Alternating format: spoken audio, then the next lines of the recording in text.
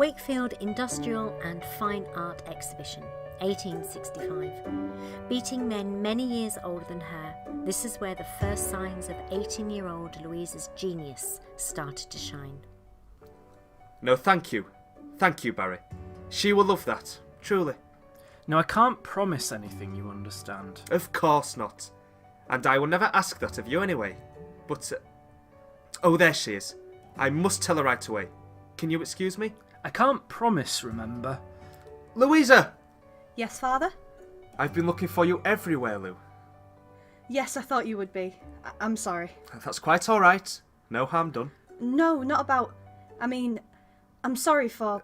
For what, Lou? What grievous sin could you have committed in this art exhibition? Wait. It's not that Harris boy, is it? I've never trusted his eyebrows. No, not him. Oh, dear me. What's this about then? I didn't mean to do it, Father. Truly, I didn't. I entered the competition because it seemed like such fun. I never thought that I'd actually win. You never thought that... You think I'm angry because you beat me, Louisa? Because you got higher honours? Well, it must be terribly embarrassing to have been beaten by your daughter, especially since you entered twice to just my one measly entry. I must confess, I hadn't thought of it like that. But no, Lou, I'm not embarrassed. And I'm certainly not angry. You're not? How could I be angry? I am proud. I've always known my girls are talented. Just like their mother. You think I'm talented? I know you are. And listen to me. Money can buy you a lot and we are fortunate to have the means. But try as it might, high society has never been able to manufacture talent. And it never will. And that is yours, Lou. Wholly and truly your own gift. Not mine, really. The lessons with Mother, all our time colouring in your study, the Prince of India, the ostriches... Yes, Lou, yes! Hasn't it been fun? Of course it has. The question is, and it's a very important question, what will you do with it? Your gift, I mean. Well, I don't know. I just love to see things and record them. And when you close your eyes, Louisa, close them now. But there's so many people. And none of them matter but us. Close your eyes. That's right. And now answer me this. If you were to paint for the rest of your life, if you were to draw your way across the world, would that make you happy? Yes, I'd love to do that forever. You can always do that, Louisa. My study is always open to whenever you want to sit with me. But that's not quite what I mean. You see... What is it? You're outgrowing us. What? I could never. It wasn't a one-off, Louisa. You're progressing so fast.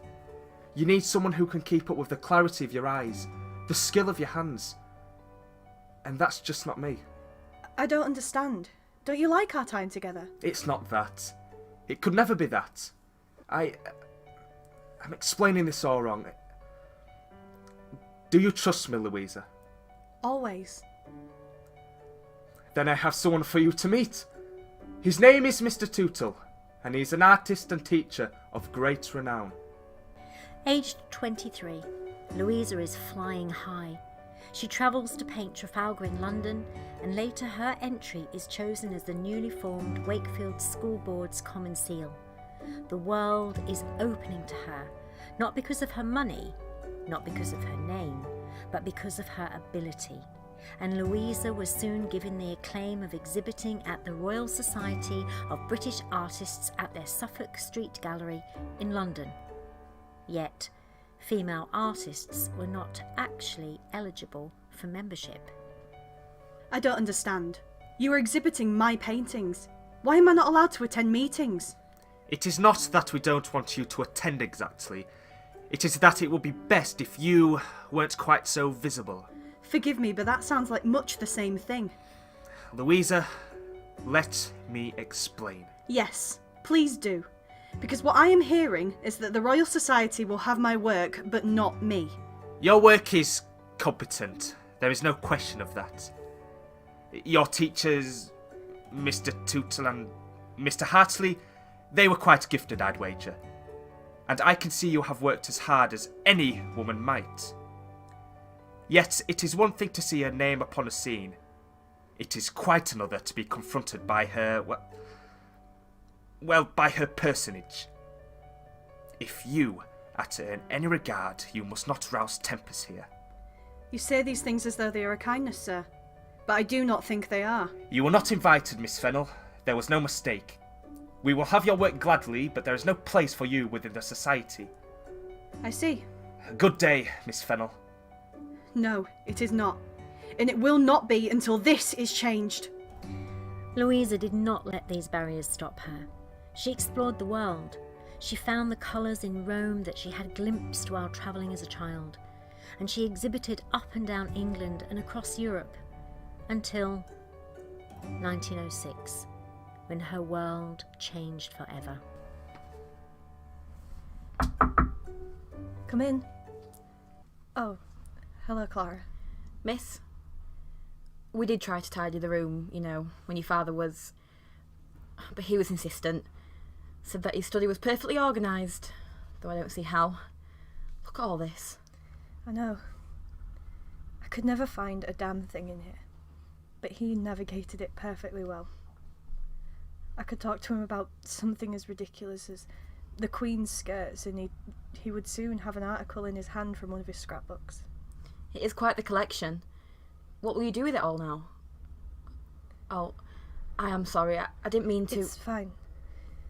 It's what I've been asking myself all morning. I mean, the newspaper clippings from the Irish situation, they can be culled into just a few volumes, and some of the European books can be thinned, but... I know your sisters especially will want to look through everything. And they should. They should. Is it wrong that I don't want anyone else taking these books, though? It's just... there's so much of us in them. Father and I mean. He taught me politics while we cut newspaper clippings, and he helped me understand the cultures of the Orient, the skin tones, the fabrics, the architecture. I learned watercolours here in this room as much as anywhere else. He was proud of you. You know that. I mean, he was proud of all his children, but he loved you for your bravery more than anything. I'm sorry. I shouldn't have spoken out of turn. No, you didn't. I'm not my mother, Clara. We can talk. As friends, I hope. He thought you were brave. To travel as you have, I mean. He was proud of that. That his daughter is known across all sorts of foreign places. As a woman of art. We spent so much time apart, though. But you had to. You work. My choice. I can paint anywhere. But I chose to travel. To exhibit and what for? Really, I mean. What do you mean, what for? You've seen what they write about my lithography. If I dare step outside of what a woman should create, I am derided. And the society. They'll have my work, oh yes, and they'll talk about it at great length, and how my education has produced these scenes, but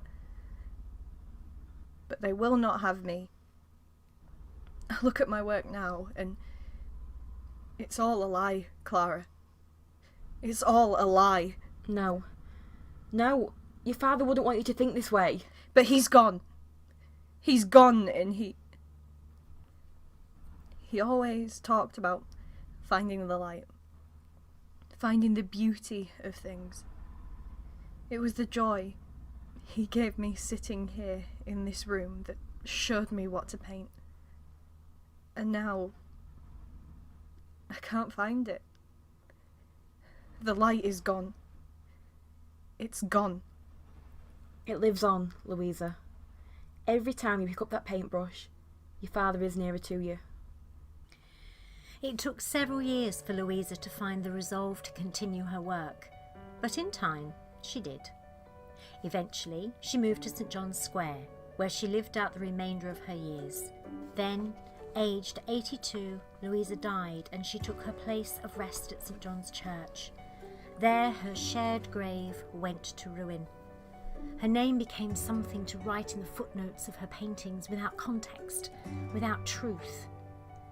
But Louisa kept journals her entire life, and her final entry, beautifully rendered, said, "Never put off till tomorrow what you could do today.